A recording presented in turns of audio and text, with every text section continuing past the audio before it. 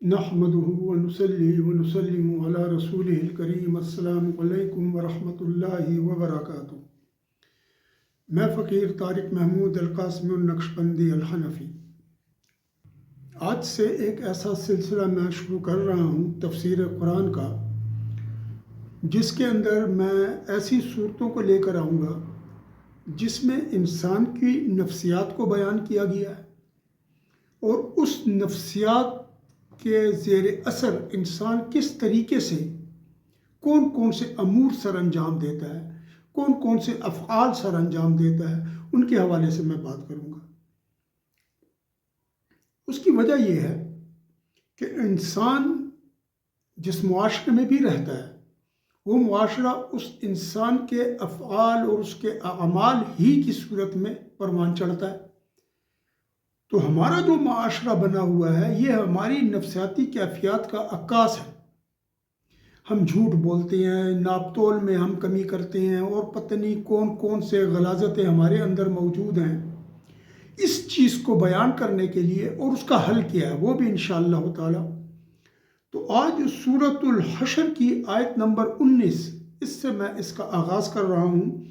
اللہ تعالیٰ قرآن مجید کی سمجھ ہمیں اور آپ سب کو عطا فرمائے، اور سمجھ کے ساتھ اس پر عمل کرنے کی ہمیں ایک ایسی کامل توفیق عطا فرمائے کہ جو ہمارے وجود کی تمام غلاظتوں کو، ہمارے دل کی ٹیڑھ کو، ہمارے نفس کی شہوتوں کو، سب کو فنا کر کر رکھ دے۔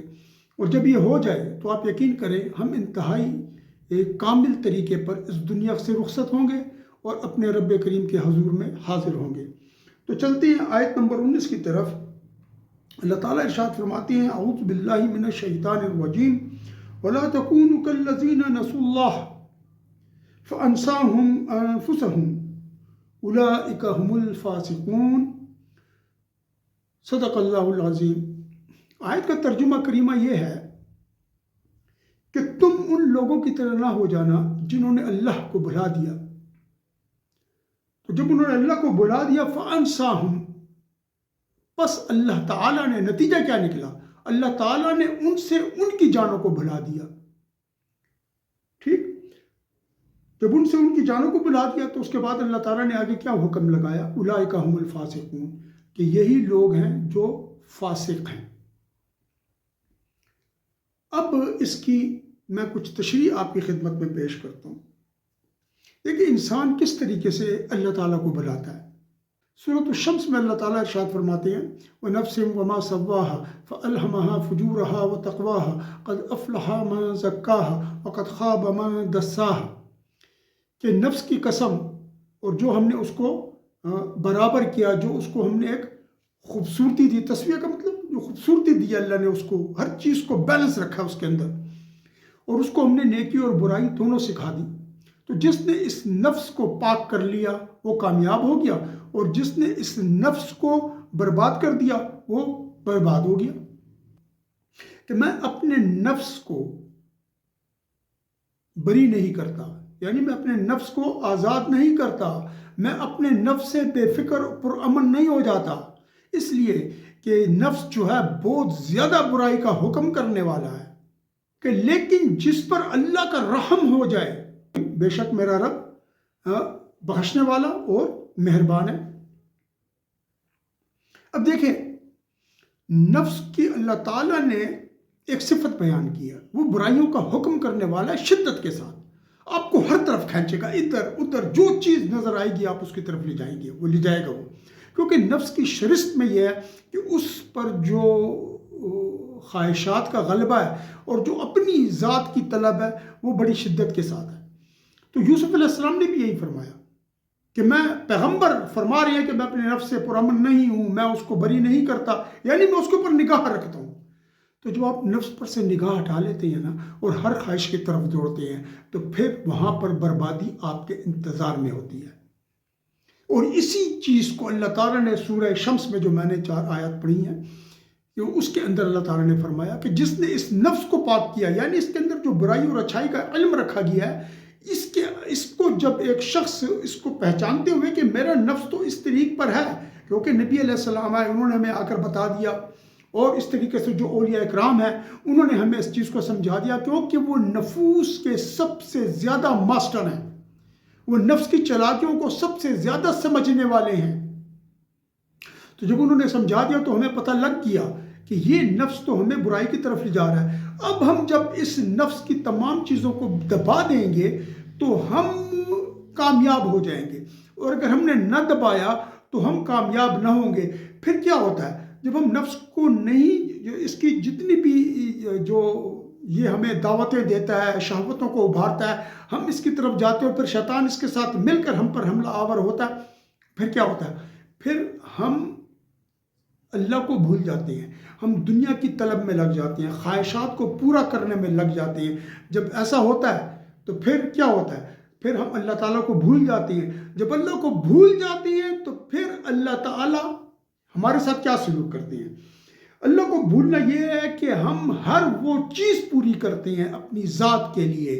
ہمیں کوئی بھی چیز ہو، دولت زیادہ ہو، گھر بڑا ہو، بنگلہ ہو، گاڑیاں ہو، عزت ہو، شہرت ہو، ہر چیز ہو، جب یہ کر لیتے ہیں تو اللہ تعالیٰ ہم سے ہماری جانوں کو بھلا دیتے ہیں۔ یعنی ہم دنیا میں اس طریقے سے محو ہو جاتے ہیں کہ جب موت کا وقت آتا ہے تو اس وقت ہمیں اپنی ذات کا بھی ہوش نہیں ہوتا، ہمیں اس وقت بھی دنیا کا جو ہے تو حساب کتاب ہمارے ذہن میں چل رہا ہوتا ہے، اور بہت سارے لوگ، اللہ تعالیٰ ہمیں اور آپ کو اس سے محفوظ رکھے، بغیر کلمہ اس دنیا سے رخصت ہو جاتے ہیں۔ تو پھر کیا ہوتا ہے؟ اللہ تعالیٰ ہم سے ہماری جانوں کو بھلا دیتا ہے۔ یعنی ہم اپنے نفس کے لیے کوئی ایسی تیاری نہیں کرتے کہ آخرت میں جا کر ہمیں اس کا کوئی فائدہ ہو، بلکہ جو اللہ تعالیٰ نے ہم سے ہماری جانوں کو بھلا دیا، یہ ہمیں پھر آخرت میں پتہ لگے گا جا کر، کہ جب اس کا ہول اور عذاب ہمارے اوپر آئے گا اور ہم دیکھیں گے کہ یہاں پر ہمارا کوئی پرسان حال نہیں ہے، تو پھر ہمیں جو ہے تو تکلیف ہوگی۔ جب اللہ تعالیٰ نے یہ بتا دیا تو اس کے بعد اللہ نے فرمایا کہ یہی لوگ ہیں جو فاسق ہیں، یعنی کامل فاسقین یہی لوگ ہیں جو اللہ تعالیٰ کو بھلا دیتے ہیں، اور پھر اللہ تعالیٰ اس کے بدلے میں ان کو بھلاتے ہیں۔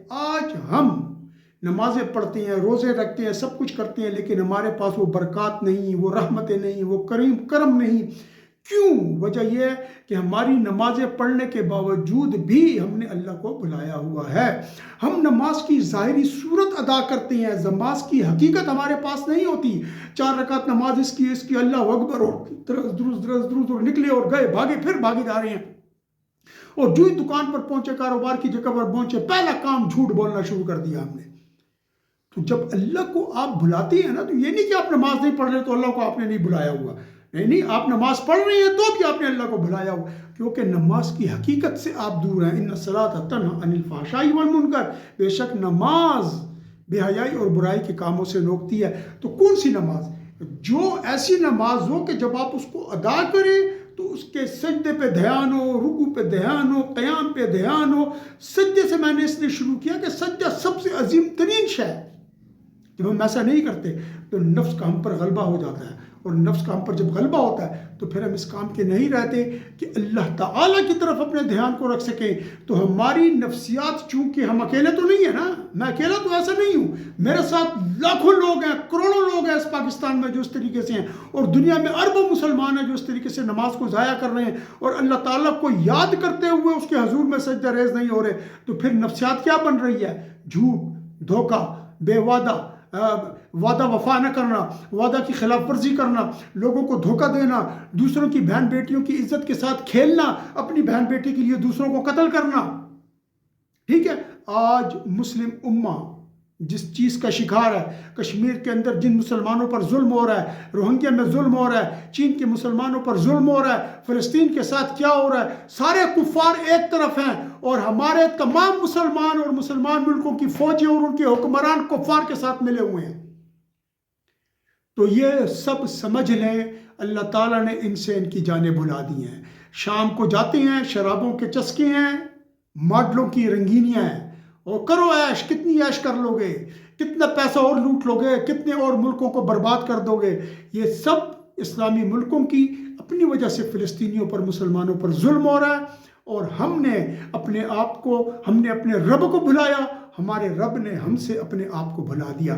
آج ہماری نفسیات اپنی ذات کے گرد طواف کرتی ہے، آج ہماری ذات ہمارے نفس کے گرد طواف کرتی ہے اور ہماری ذات کے گرد طواف کرتی ہے. ہم خود اپنا قبلہ بنے ہوئے ہیں. ہمارا سجدہ ہماری ذات کو ہوتا ہے.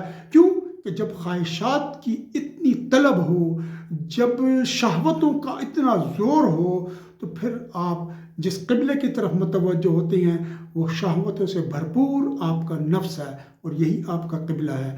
جب یہ قبلہ ہوگا تو اللہ آپ سے اپنی کی جانوں کو بھلا دے گا، اور جب آپ سے آپ کی جان بھول جائے گی تو پھر آخرت میں کوئی چیز بھی یاد نہیں آئے گی، اور اگر آ بھی جائے تو اس کا کوئی فائدہ نہ ہوگا. وآخر دعوانا ان الحمد للہ رب العالمین، وصلی اللہ تعالی علی خیر خلقہ ونور عرشہ محمد وعلی آلہ وصحبہ اجمعین برحمتک یا ارحم الراحمین.